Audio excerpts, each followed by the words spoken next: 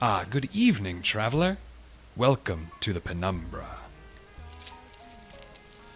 Detective Steele's been known to keep odd company, but even by his standards, his guest this week is unexpected. On this job, he's agreed to work with Peter Nureyev, the master thief who's betrayed him once in the past, and about whom Detective Steele holds very, let us say, volatile feelings. But our detective has no choice, I'm afraid. There's an even more dangerous criminal on the prowl, a woman with her eye on a very special train, and the ancient weapon that lies within it.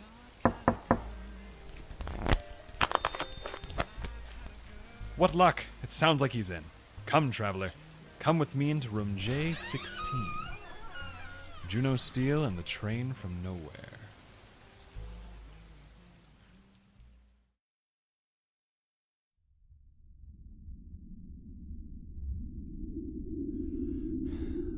We don't have time for this, Nureyev. You said yourself we're under the gun. As soon as your boss finds out what we're up to, we're sunk. Correct. Mind explaining why we've been parked in the desert for half an hour then? We're early. Early for what? I should have known better. Then? To trust you, walking into the same trap twice. I wouldn't be here if I had any other options, you get me? Oh, I get you, Juno. That's what scares me. How about telling me about that thing you just put in the sand over there then? You're starting a little garden over here or something? Well, telling you that would ruin the surprise, wouldn't it? Surprise? Oh, no. Not this time. I've had all the surprise I'm willing to take from you. You think you can show up in my apartment in the middle of the goddamn night and expect me to follow along like nothing happened? I don't think so. You might have gotten your hooks in me once, Nureyev, but if you're going to pull this again, you take your surprise and shove it right up your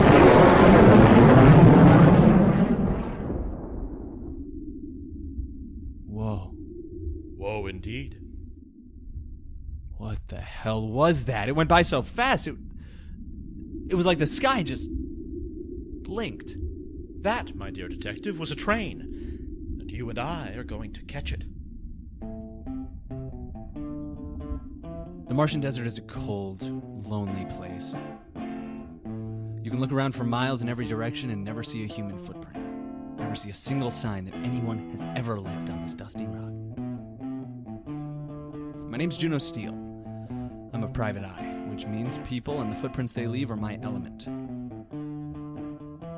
Places like this, empty for miles around, they give me the creeps.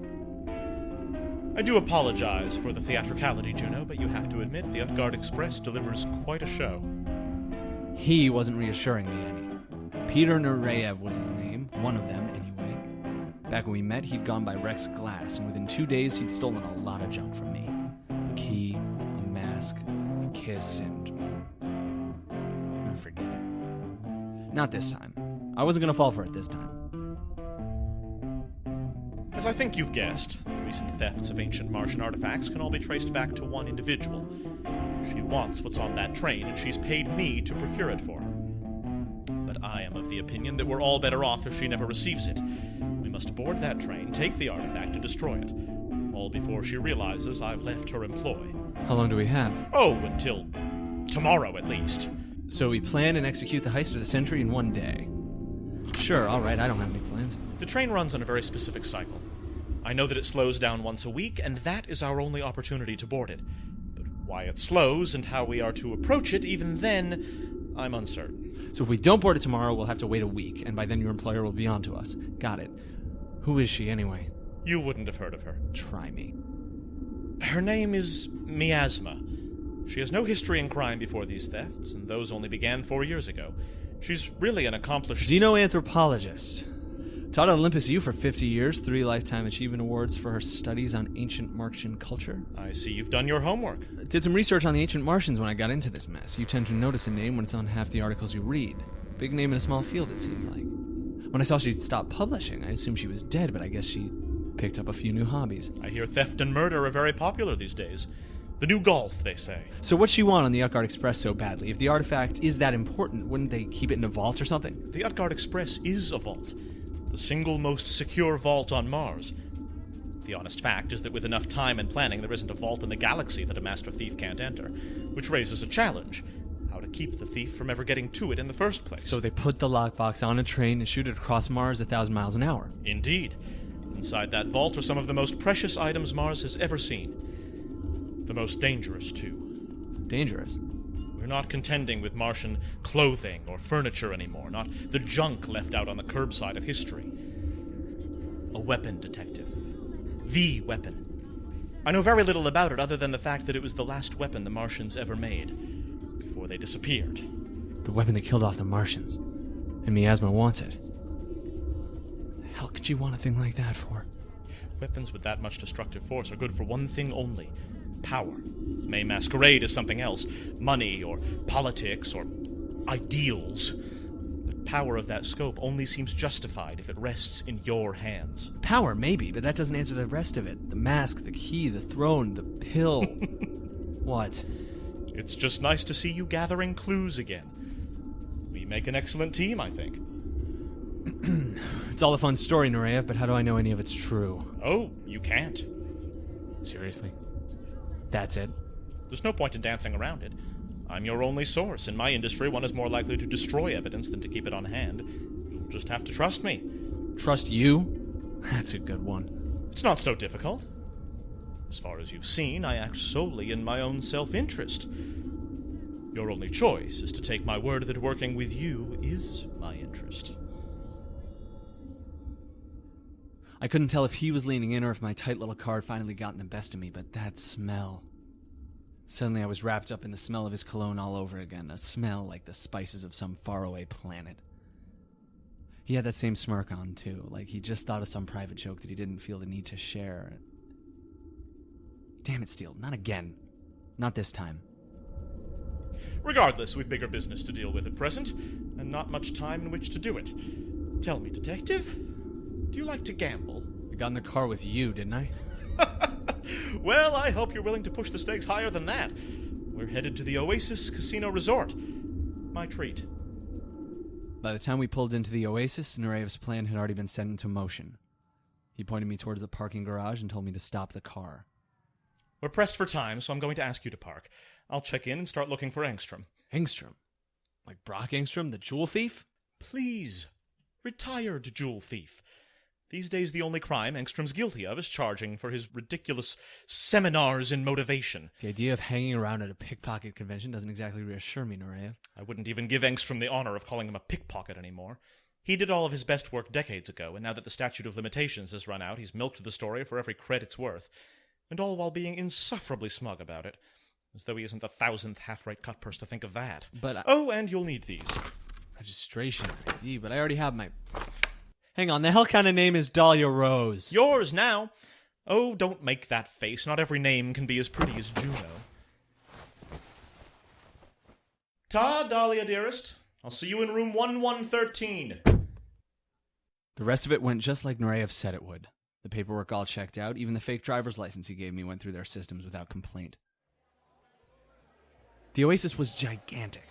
A huge green tower in the red sands. It took me nearly a half an hour of dodging bookies and drunk tourists to find the room. Hello? Nureyev? Glass, whoever the hell you are today? What the hell is that? Great. Of course. There was a note by the phone. It read, "Off to find Engstrom. Will call. Miss you already. Duke Rose." I knew Nureyev had written it. I'd received a note from him once before, which I read a few 100 times. Threw it out the window one day and nearly fell out scrambling to get it back. The vents coughed up a breeze and a shadow rustled in the corner. I jumped, reached for a gun I didn't have, and then I saw it was just a coat. Nureyev's coat.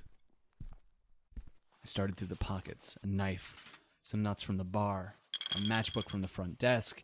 Even in the Arctic air conditioning, I was sweating. Rex Glass had peeled his skin away to reveal Peter Nureyev. So how did I know Nureyev wouldn't peel his off to reveal who? Christ, he kept a lot of junk in his pockets. A lockpick and a hand mirror, a camera hidden in the button, bottomless, endless. Hints of the man or the mask. Then, tucked in a hidden pocket inside the left breast, I found them. Notes, dozens of them, crumpled into tiny little balls. Diagrams and swirling scripts I had never seen before. A code From who? His boss wanted me dead. How did I know they weren't still working together? How did I know these weren't instructions? What? Ah, Dahlia, so you found the room after all. Marvelous, marvelous. Yeah, sure, marvelous. Well, dear, you can always take a few of the pills the doctor gave you if you're feeling bloated. I told you about Mr. Engstrom. Well, he says a game has just opened up, and I'll need you down here immediately. You sound like you've got it under control. What makes this so important that I've got to be there? You're my good luck charm, Dahlia. If I could do this without you, I would have left you at home. Fine. I'm on my way. What room? Oh, one of Mr. Engstrom's friends will be by to help you any moment now. Ah, that must be her. Don't keep her waiting. Oh, and do wear that suit I love so much, will you? I hung it in the closet for you. You bought me clothes? Don't say I never get you anything. See you soon. Yeah, I'm coming.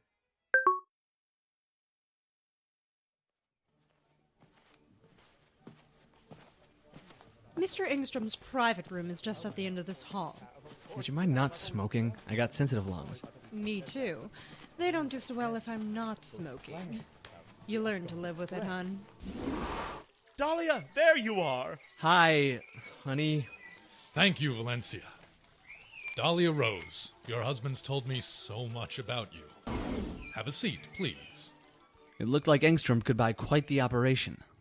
The rings on his wrinkled, shaking fingers were weighed down by gems nearly as big as paperweights, and the cigar he smoked must have cost a lot of money because the stink was awful. The most impressive part of the ensemble, though, was Engstrom's friend, Valencia. She was exactly the kind of bodyguard I didn't want to deal with because she didn't look like a bodyguard at all. She looked like a lounge singer, all snaky neck and eyes too far apart. And she didn't look armed. That worried me. Valencia, if you would.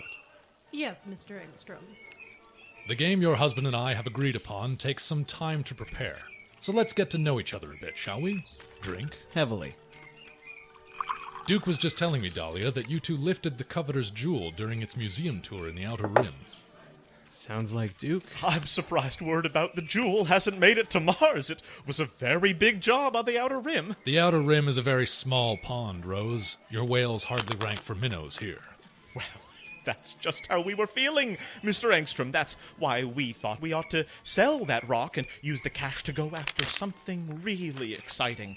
And that's when we stumbled upon, you know. Plans to stop the Utgard Express.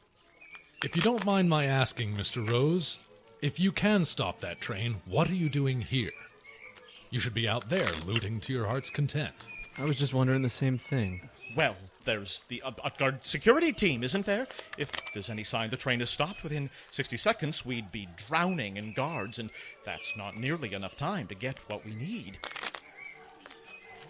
But you, Mr. Engstrom, I hear you know how to get on that train without alerting security. And so here we are. You can stop the train, but not board it. I can board the train, but can't leave once I've done so. Each of us has information the other needs, but cannot allow the other to learn. This would be an impasse, were it not for our game. The most complicated game in the galaxy, they say. Sounds fun. A game of wagers where the stakes don't come in creds, but rather questions, information. We call it Rangian Street Poker. The game is ready, Mr. Engstrom. That's the game? There's got to be 100 decks on this table. Could we talk our way through the first hand? Dahlia gets a little cranky when he feels left out. If you insist. Your ask, Rose. Very generous of you. So, Dahlia, one of us asks a question to start the round. Let's start with, how do we get aboard the Utgard Express? This game's not ending that quickly. Now, Mr. Engstrom counters with his own question, and if I agree to it, we play a hand to see which of us gets his question answered. The counter-asker can't refuse the question, only the asker can turn down the round. Like so. How do I stop the Utgard Express? I'll pass, of course. So if he doesn't like your question, he has to ask something you don't want to answer. Just so. I nearly forgot. One last matter of business. In a game where each player stakes the truth, we must, of course, address the punishment for lying. And so, let us discuss your Collateral. We're just going by standard variation rules, aren't we? If I lie, you kill me. If you lie, I kill you. That's a rule as old as human civilization, Mr. Engstrom. I think I can follow it. How good to know I'm playing with an honest man. Detective Steel, would you mind passing me my drink? Get it What did you just call me? Oh, did I let something slip? I take it the game has changed, then. Not if you're as honest as you claim to be. Did you really think I'd clear out my afternoon for a couple of yokels claiming they can stop the Utgard Express? These streets runneth over with people who think they've solved that train. Hobbyists and lunatics and liars, the Utgard Express draws them all. And usually to my doorstep. Yet you've made time for me. Before I play with anyone, I have their name and address on file. The surveillance system in the front lobby takes care of that for me. Thus, should the terms of honesty within our game be violated, I know exactly where to collect my collateral. But you, Rose, we couldn't find you anywhere. No address, no name. It's as if you don't exist. That interests me. I fully believe you know how to stop the Utgard Express, and what's more, I believe that isn't even the most valuable secret you hold. But that does still raise the question of your collateral. If I can't find you when your lies reveal themselves, you're hardly motivated to tell the truth. So you'll need a life you can take. Someone you can find. What? Why are you two looking at me? Oh, you gotta be kidding. If I lie, you're going to kill him. We know where to find him. Detective Steele could not be more visible if he were a flame. He does know how to get into trouble, doesn't he? I'll accept your terms. Anyone gonna check if I'm okay with this? Like, anybody? Well, now that that's settled, let's play. It is my turn to ask. What planet were you born on? Every goddamn time. I'll counter. How do you have access to the Oasis's security footage? I accept. Let's play. I tried to follow the game. I didn't stand a chance. Their hands shot across the table, flipping cards and shuffling decks.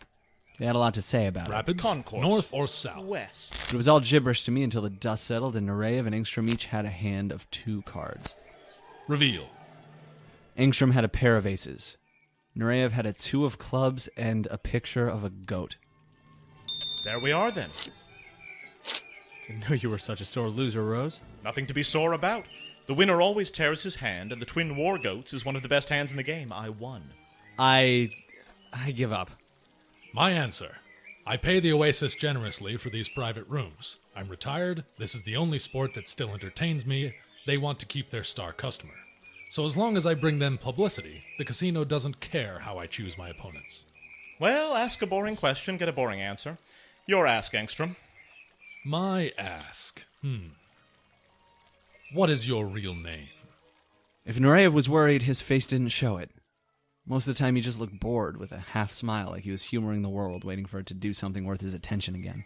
How do we get on board the Utgard Express? Very interesting. Pass, of course. Of course. Shall we speed things up a bit, Engstrom? I thought you would never ask. Then they really started moving. Cards and questions flying across the table. I tried to follow the game. The hands never made sense to me, but there was one thing I could follow well enough. Your win. I'm Outer Rim originally. Brahma. Your win. No military experience. Your win. Your win. Your win. Nureyev was losing. Bad. He didn't give in, though. He'd ask his questions, he'd lose, and over again they'd return to the same old battleground. What is your name? Pass. The message was clear and cold as the ice in their drinks. As soon as either of those questions was answered, the game would be over. But what the hell did Engstrom expect to get out of Nureyev's name? Valentia stood behind us. Something about her made me nervous. Her boss was winning, but her movements were jittery, impatient. She was smoking a cigarette out of one of those long, fancy holders, but she'd chewed the hell out of her end of it. I'll hit the corners. East to It's Valentia, right? Am I getting me something to drink? Do I look like a waiter to you, tough guy? I placed an order and you looked like you wanted me to die, so yeah. Scotch, double. You can get your own drink. I'm watching the game. She was watching pretty intently, too. Her eyes flicking from card to card, deck to deck. She looked like an expert, which made it funny that she didn't know the first goddamn thing about it. It took a second for that thought to sink in. I didn't know how it got there, and it barely made sense. She'd set the cards up, she was watching like a hawk, but the actual rules, she knew as much about Rangi and street poker as I did. I was sure of it. I just wasn't sure how I was sure of it. She bit her cigarette holder hard and glared at me. A picture would last longer, you know. Why don't you sit at the table anyway? Better view. The view is fine from back here. You don't say. Maybe I'll join you. Mr. Rose, would you mind telling your date to behave himself? Yes. Then I'll do it for you. Mr. Steel, you will leave my assistant alone or you will wait outside. She started it. What can I say? Good luck charms come in all forms. Mine came out petulant detective. He cannot stand back there. Move. You move. I like this spot, right behind my good pal Rose. How you feeling, Rosie? Thoroughly entertained. And besides, your spot isn't even so special, Valencia. The one thing you got a really good view of is, well, Rose's hand. Just saying, it'd be too bad if we found out your boss had an unfair edge. Just what are you trying to imply? Oh, did it seem like I was implying something? Then I'll be blunt. You are cheating. For a card shark, you got a pretty bad poker face, Engstrom. The second I stepped between Valencia and Rose here, you looked like you were going to be sick. Very impressive, detective. So, Engstrom, are you cheating? Is that your question? Oh, no. No more questions. No more cards. And definitely no more of this stupid dumb game either. You'll never know how to get on board the Utgard Express. Empty threat, Engstrom. We'd never learn a thing about that train playing against a cheater anyway. Let's go, Rose. I am not cheating! Valencia, clean this up. Yes, sir. Not cheating, you say? You liar! You said if Rose lies, then you get to track me down and kill me. Then you just come out with that? I will not tolerate this, do you hear me? You have no evidence. Evidence? He's right, Juno. Have a seat. Have you lost your goddamn mind? No, but you appear to have misplaced yours. All right, that's it. I'm calling a timeout. Time out? What sort of game do you think this is? Fine, halftime, seventh inning stretch, whatever you want to call it. Rose, you're coming with me. Excuse me, Engstrom, my private eye is acting up. Put some drops in him then. He'd better behave himself when you come back. Don't count on it.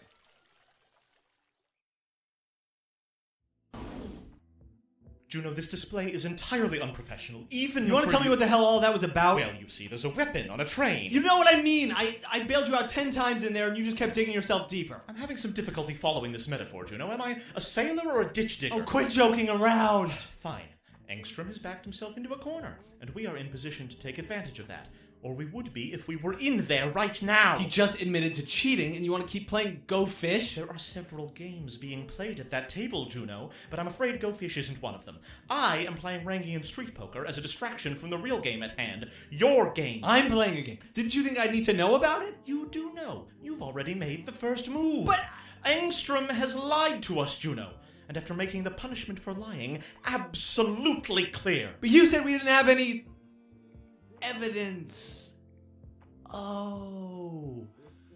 You want me to find the evidence. Glad you've caught up. May we go back now? So that's it. You play a game while I stop a con artist and save the world. I said I needed you. To be your stooge, maybe. It's not like you've got anything on the line. Worst case scenario for you is that this game goes belly up, and a few days from now, I go belly up too. You're not still whining about the collateral, are you?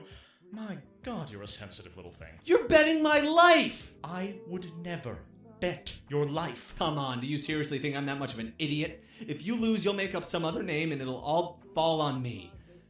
You're throwing me under again, just like you did with the Kanagawas. Like the Kanagawas? Really? You have no idea how much I did to keep the Kanagawas off you, Juno. You have no idea how much I've risked already. For you. If I lose this hand, I'm telling him my name. Do you understand what that means for me? Just because the name's on your birth certificate doesn't mean it's worth anything. You pick up a new name with your groceries every week.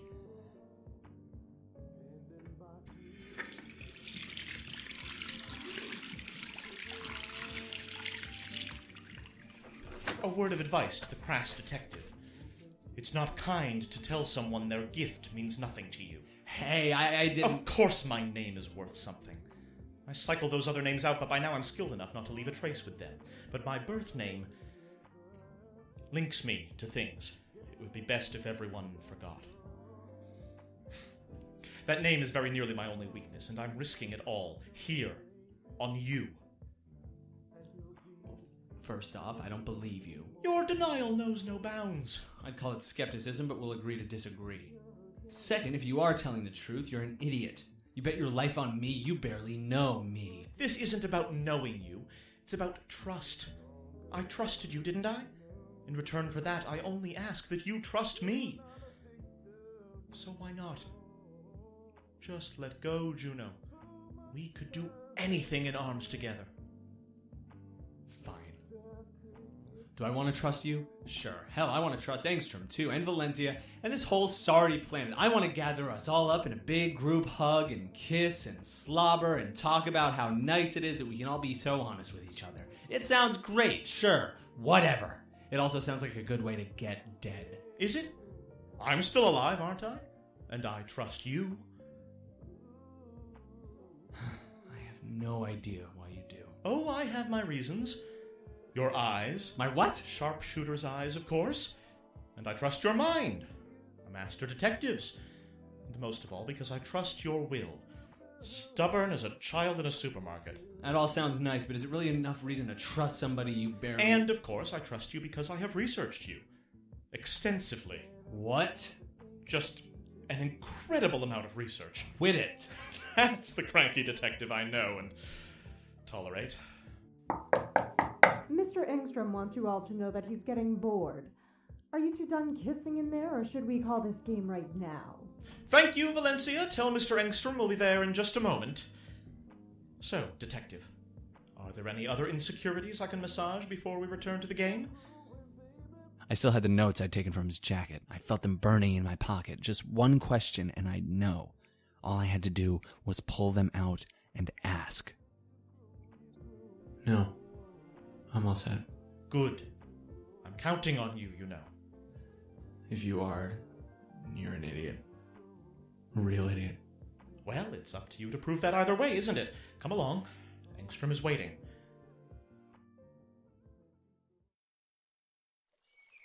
It's about time.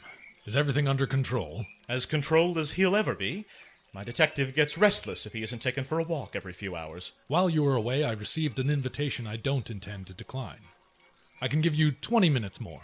Enough time for a few hands, a last chance at a few big questions.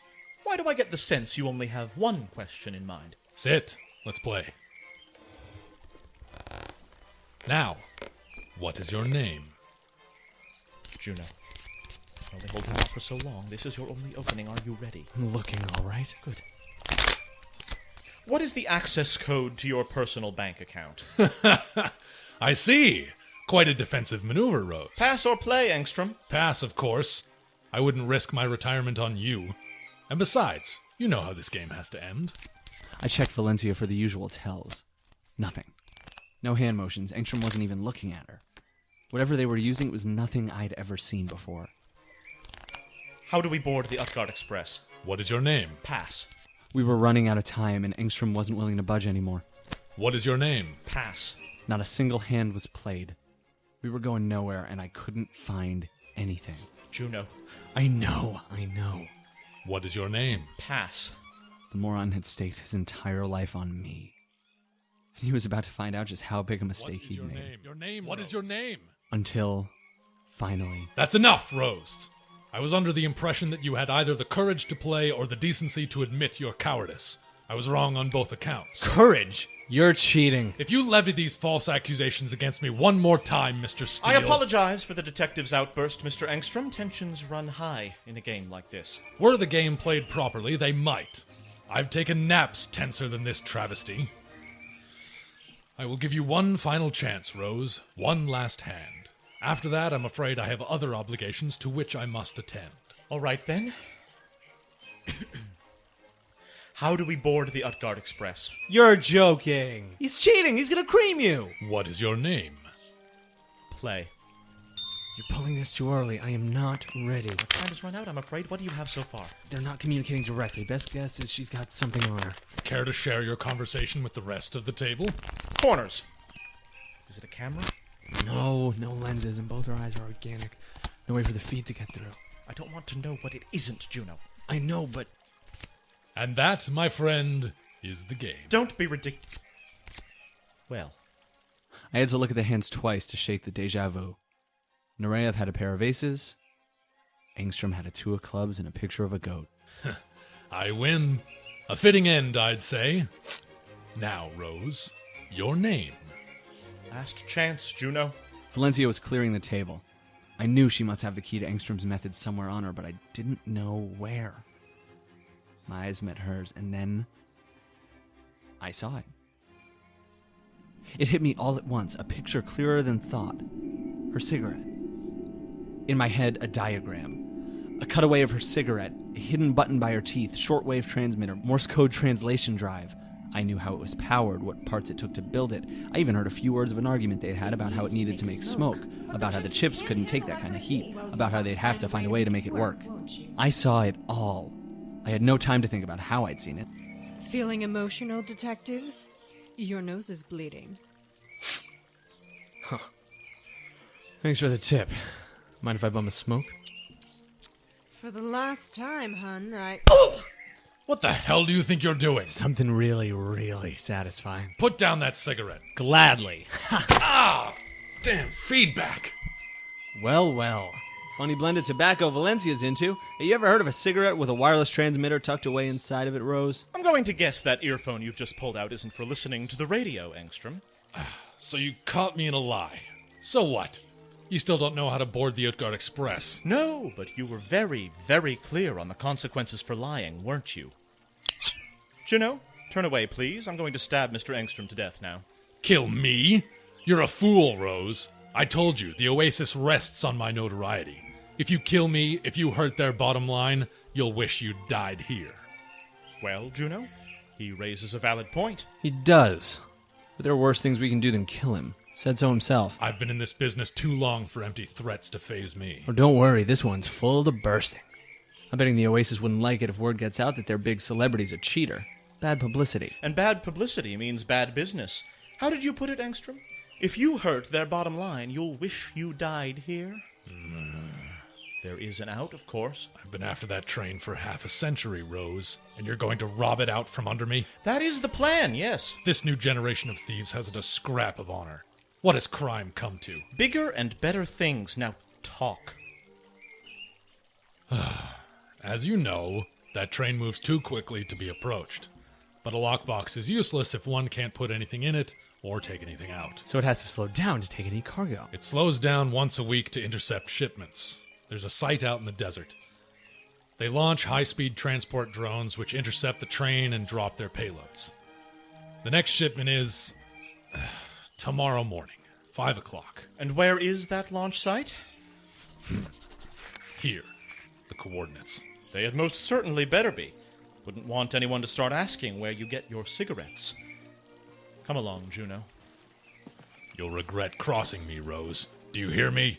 You'll remember this mistake as long as you live. I doubt that. You've proven yourself eminently forgettable already. Ta-ta, whoever you are. My head was swimming after that game. A panicked little one-armed doggy paddle going around and around, sinking with every stroke. We won. I'd created the opening, and Nureyev delivered the killing blow. We won, and we'd even done it with style. But I didn't feel like a winner. Looking at Nureyev, thinking about those notes in his pocket, thinking about how I still had no idea who he really was, I felt like I just traded one con artist for another. Why the long face, Detective? We beat him! Don't remind me. Oh, cheer up, you're alive. That's better than most people. Most people who work with you? No, just most people. What's gotten into you? Sitting down to a death threat isn't exactly my idea of a nice afternoon. I told you, Juno, that I was never going to let that happen. Because a master criminal is the poster boy for honesty, right? If this working relationship is to be at all effective, Detective, you're going to need to at least make an attempt to trust me. Trust you? Why the hell should I? I've saved your life at least once today. I figured out the cigarette. Ah, yes, I've been meaning to ask. How did you do that exactly? Look, I've got no reason to trust you, all right? You lied to me, you stole Grimm's mask from me, then you swing in out of nowhere on a beam of goddamn starlight and you expect me to just forget everything and not think it's a little convenient? Convenient? Juno, you called me through Valis Vicky. If it was convenient for anyone, it was me. I have very few allies on Mars, and had presented myself with a remarkably risky, not to mention extremely deadly, two-man job. I was running out of time rapidly. Then I get a call about a certain detective who What was your phrase? Swung in on a beam of starlight. Convenient, certainly, but not all convenience is conspiracy. If you honestly believed that, Nureyev, you'd be dead. Think what you like. I have neither the time nor energy to make you believe me. What are you doing? This? An ancient maneuver practiced by all the galaxy's most powerful men and women. It's known as getting ready for sleep. You should try it. Immediately. I'm not done with you. I certainly hope not. Good night. I'm not gonna let you gut me in my sleep. Listen to me, damn it! Let's see you try to explain these. What in the world? You took these from my coat pocket, didn't you? I did. What do they say? Juno. God damn it, what the hell do they say? These are doodles. What? Even a master criminal has slow moments where he isn't plotting to kill innocent private eyes in their sleep. So I doodle. Sometimes they end up in my pockets. Like I buy that. This one is a cat. Note the ears, the tail, the 6 compound eyes. And this. A party. Balloons, dancers, music. This is a star hauler, a design for a more secure safe, a zoo I once saw. Yeah, I got it. I put my livelihood in your hands, you know. My invisibility is the most precious thing I have, and I trusted you with it. Why? Because in our work, trust is not optional. I have done the labor of trusting you, and now I ask that you return the same professional courtesy. You must go after some pretty easy marks if you think that's going to work on me, Nureyev. Where are you going? Making a damn call. What's it to you? Good night, Detective Steele.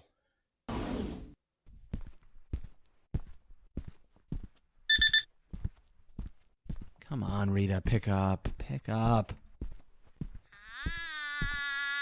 Rita, I need you to... This is the office of the Steel Detective Agency, soon to be called Hottest Steel Investigations. Or maybe Mr. Steel Investigations, the best ones there is. Or, maybe Steel and Rita Detective... No! Rita and Steel Detective Agency. Yes, that's the one. I got it! Damn it, Rita. Anyway, the boss ain't here right now, and neither am I, so you should probably call back during our normal business hours, which are...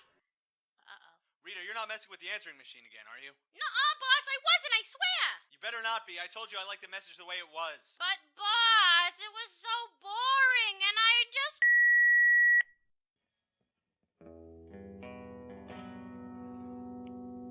Rita. Rita, this is Juno. I have no idea why I'm calling. You want to know the truth? I'm not even sure how much I can tell you. Or how much trouble I'm going to get the both of us in trying to tell it. The stakes are high this time, Rita. This isn't some argument over stream timetables or cheating wives anymore. This is...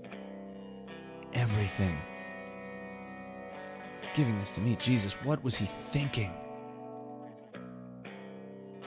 A guy does that for you, Rita. Do you have to trust him back?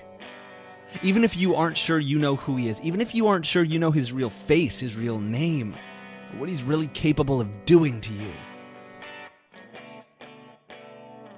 And with this much on the line, do I really have a choice?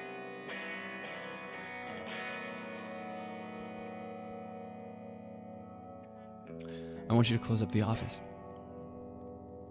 Take a week off. Take a month, hell, and if you don't hear from me by then, there's a safe underneath my desk. I want you to take... End of message.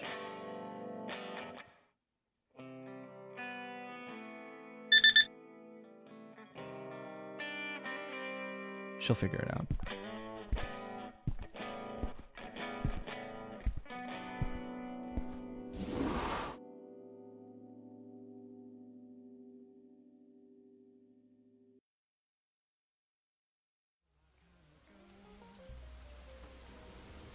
If you've enjoyed this tale, please consider supporting the Penumbra on Patreon.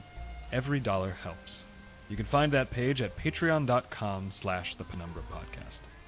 If you support us on Patreon at the $10 level or higher, you will receive access to commentary tracks like this one, from co-creator Sophie Kaner and the voice of Peter Nureyev, Noah Symes. The way that Rex was so sort of relentlessly thirst. Well, no, I mean, right. Well, to the exclusion of other things. Right. You know, right. like... No, Nureyev is much more business. Yeah, right. Nureyev has 13 things he's thinking about, and they... We would like to give special thanks to all who support us on Patreon, but especially to Hannah Jim and Angel Acevedo for their incredibly generous contributions per episode. Thank you. You can also support the Penumbra by liking us on Facebook, following us on Twitter @ThePenumbraPod, following us on Tumblr @ThePenumbraPodcast, telling your friends about us, telling your friends to tell their friends about us, and especially by rating and reviewing our podcast on iTunes. Every rating, comment, and kind word spreads our stories farther and inspires us to keep creating more and better tales to come.